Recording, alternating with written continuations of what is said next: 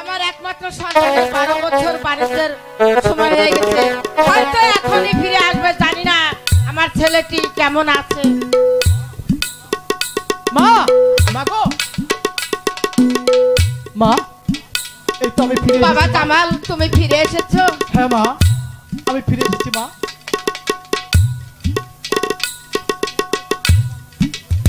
মা, মা গো, আমি সবাইকে দেখতে পাচ্ছি, কিন্তু কিন্তু আমার কমলা কোথায় মা? কমলা,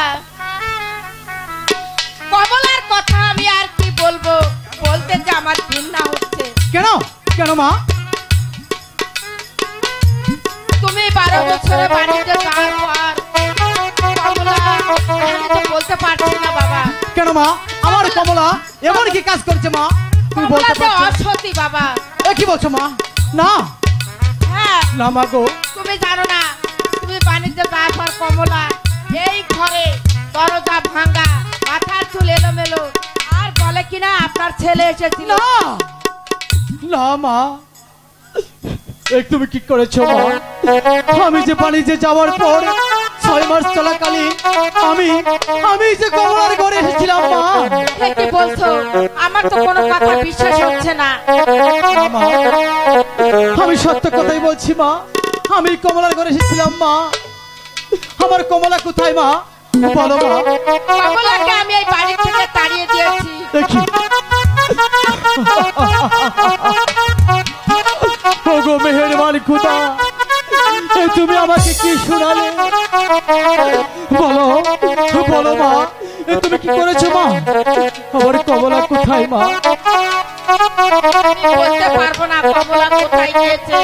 আমি জানি তাকে আমি নির্বাসনে দিয়েছি। এই লোক সমাজে আমাকে সবাই চিঠি করে ঘৃণা করছিল, কারণ ওই পুত্রবধূ বলেছে যে এই বধূ যদি এখানে থাকে তাহলে আমাদের মান ইজ্জত কিছুই থাকবে না, তাই তাকে আমি বনবাসে দিয়েছি। বাবা তুমি যাও, কমলাকে তুমি খুঁজে বাইর করে নিয়ে আসো। ঠিক আছে মা, আমার কমলা আমার কমলা যেই দিকে গিয়েছে আমিও সেই দিকে যাব মা। যদি আমি আমার কমলাকে খুঁজে না পাই তাহলে তাহলে কোনোদিন আমি আর এই রাজপ্রাসাদে ফিরে আসবো না মা। কমলাকে তুমি অবশ্যই ফিরে পাবে। ঠিক আছে মা, আমি যাব মা, আমি যাব আমার কমলার খুঁজে, যেখান থেকে হোক যে করে হোক আমি আমার কমলাকে খুঁজে নিয়ে আসবো মা। ঠিক আছে ঠিক আছে বাপি, যাও তুমি কমলাকে যাই যাবে মা, একুল মা, তাতে ক্ষতি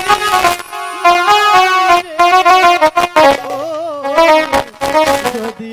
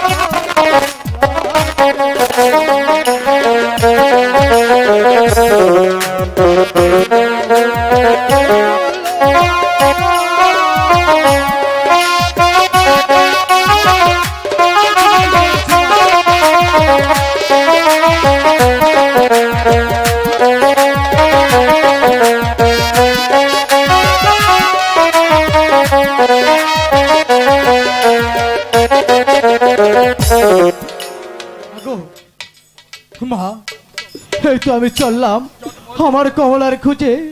আমার কমলা যেই পথে গিয়েছে আমিও সেই পথে যাব মা।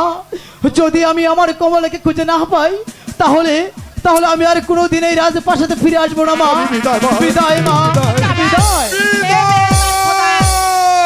সন্তান যেন কমলাকে ফিরে পায়, খোদা কমলাকে যেন ফিরে পায়।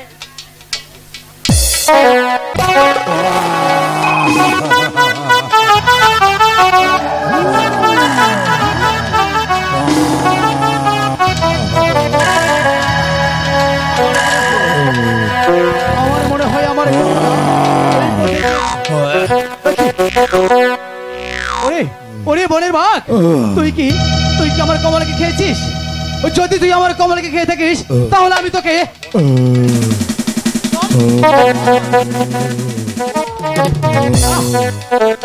আমার মনে হয় এই বনের বাঘ আমার কমলাকে খায়নি।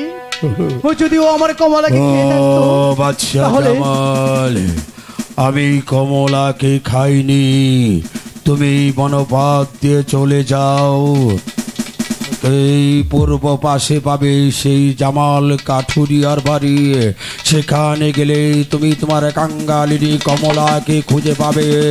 যাও জামাল, তুমি বিলম্ব করো না, তুমি শীঘ্র করে চলে যাও তুমি সেই জামাল কাঠুরিয়ার বাড়ি। সত্যি বলছো? আমি সত্যি বলছি, তুমি শীঘ্র করে চলে যাও। তোমার কমলা কাঙ্গালিনী বেশে ঘুরছে, তুমি যাও জামাল, আর বিলম্ব করো না।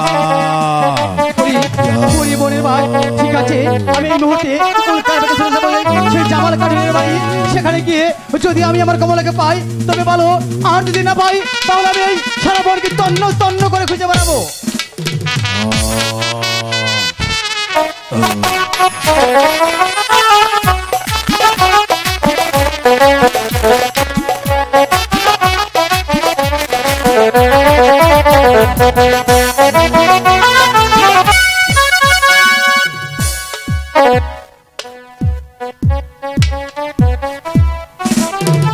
আমি বাদশাহ তৈমুর, আমি চাই আমার রাজ্যের সকল প্রজা সাধারণ যাতে সুখে শান্তিতে দিনাতিপাত করতে পারে, আর আমি যেন মস্তদ অধিষ্ঠিত হয়ে সদা সর্বদা ন্যায় বিচার করতে পারি।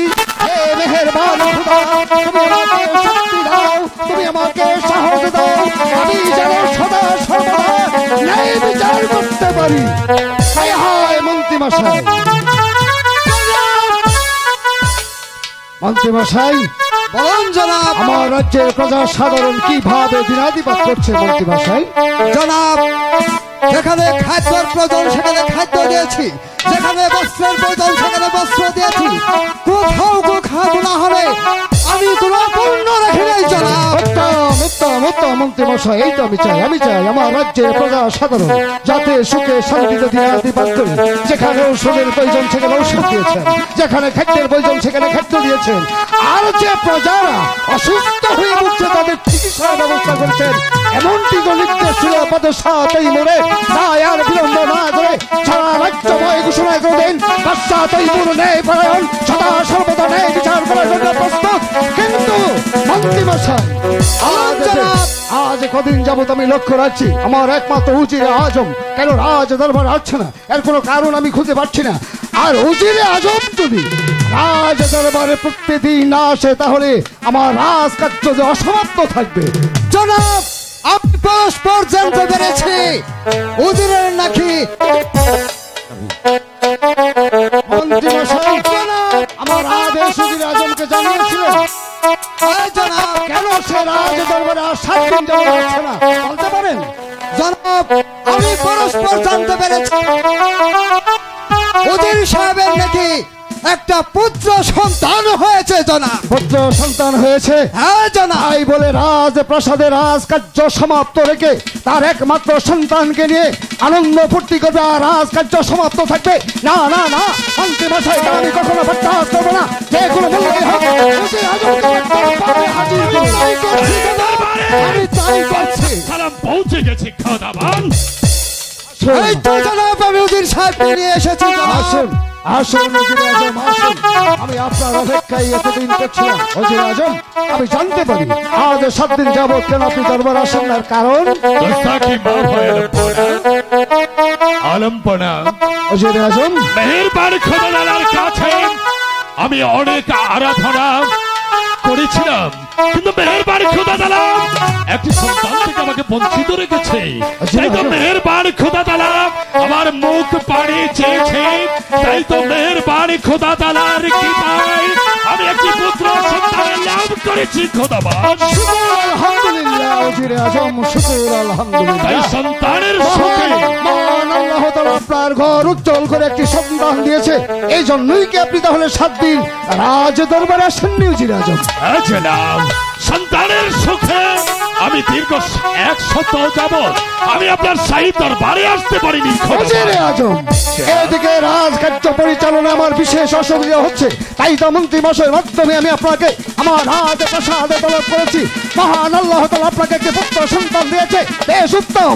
কিন্তু উজিরে আজম, আমি জানতে চাই আপনার সন্তানের কি নাম রেখেছেন উজিরে আজম? জনাব, আপনি যদি আমাকে অভয় দান করুন জনাব, তাহলে আমি নির্ভয়ে বলতে পারি খোদা। উজিরে আজম, বাদশাহ তাইমুরের রাজ দরবারে দাঁড়িয়ে আমি আপনাকে কথা দিচ্ছি, আমি আপনাকে অবদান করছি। নির্ভয়ে খুলে বলুন কি নাম রেখেছেন আপনার একমাত্র সন্তানের? জনাব, আমার একমাত্র সন্তানের নাম রেখেছি খোদাবান। আমার একমাত্র সন্তানের নাম রেখেছি জনাব, আমার একমাত্র সন্তানের নাম রেখেছি লালের চাঁদে বাদশাহ। উজিরে আজম, আপনার এত বড় সাহস! বাদশাহ তাইমুরের সম্মুখে দাঁড়িয়ে সামান্য একজন উজিরে আলা হয়ে আপনার একমাত্র সন্তানের নাম রেখেছেন লালচাঁদ বাদশাহ। না না না, আমি কখনো বরদাস্ত করবো না উজিরে আজম। আপনার একমাত্র সন্তানের নাম যদি রাখা হয়ে থাকে তাহলে আপনার নামের উপরে মিল করে সন্তানের নাম রাখা উচিত ছিল। বাদশাহ তাইমুরের নামের উপরে আর পান করে আপনার সন্তানের নাম রাখা উচিত হয়নি। জনাব, দক্ষিণ বাড়িতে আমি আমার নিজ সন্তানকে হারিয়ে ফেলেছি। অপরাধ হয়েছে, আপনি আমাকে মার্জনা করুন খোদাবান। উজিরে আজম, জনাব, উত্তম বলেছেন উজিরে আজম। আপনি আমার প্রধান সিপাহ শুধু তাই নয়, উজির পদে আমি আপনাকে বহাল করেছি। আর আপনি যখন ভুল সংশোধন করতে চেয়েছেন আমি আপনাকে বিমুখ করবো না। কিন্তু বড় কৌতূহল জাগে, বড় আগ্রহ জাগে। আপনার একমাত্র সন্তানের নাম বাদশাহ লালচাঁদ রেখেছেন। আপনার সন্তানকে দেখার জন্য আমি অধীর আগ্রহেই আজ দরবারে অপেক্ষা করব। কিন্তু জনাব, রাজার ছেলে রাজার মতনই হয়, উজিরের সন্তান কিন্তু উজিরের মতনই হয় জনাব। মন্ত্রী মশাই, হ্যাঁ জনাব। তাই যদি হয়ে থাকে তাহলে আমি আমার একমাত্র উজির আজমকে তার সন্তানকে রাজপ্রাসাদে আনার জন্য আমি অনুরোধ করছি। উজির আজম, আপনি বিলম্ব না করে আগামী করল ঠিক বেলা 10টার সময় আমার শাহী রাজ দরবারে আপনার একমাত্র সন্তানের উপস্থিতি চাই। এতে আপনার অভিমত? গুস্তাখি মাফ হয়ে আলমপনা। আপনি হয়েছেন এই রাজ্যের বাদশাহ, আমার মহামণিবী খোদাবান। আপনার আদেশ অজির আজম শান্তি তামিল করছি। আগামীকাল প্রকাশ্য রাজ দরবারে আমার একমাত্র সন্তানের লালচাঁদ বাদশাহকে আমি আপনার দরবারে নিয়ে আসবো খোদাবান। মন্ত্রী মশাই, ভাবতে আমার অবাক লাগছে। উজিরের একমাত্র সন্তানের নাম হয়েছে লালচাঁদ বাদশাহ। তাই উজির আজমকে আমি আদেশ পালন করেছি আগামীকাল ঠিক 10টার মধ্যে রাজ দরবারে প্রকাশ্যে আর একমাত্র